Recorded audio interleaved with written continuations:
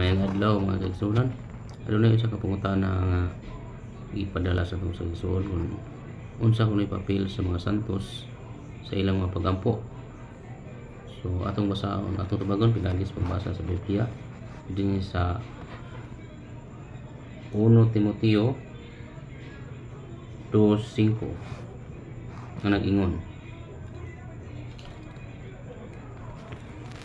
kay may usa lamang ka Dios ug usa lamang ang naghiusa sa Dios ug sa mga tawo, siya mao ang tawo nga si Kristo Jesus.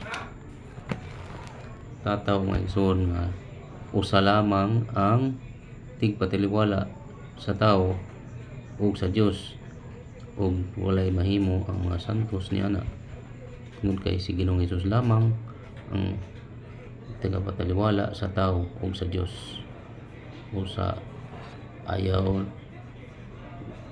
kamo pag-ingon nga ang santos makatabang sa inyong pagampo, tungod kay isulti sa Biblia nga si Ginoong Hesus lamang ang tagapatiliwala sa tao ug sa Dios.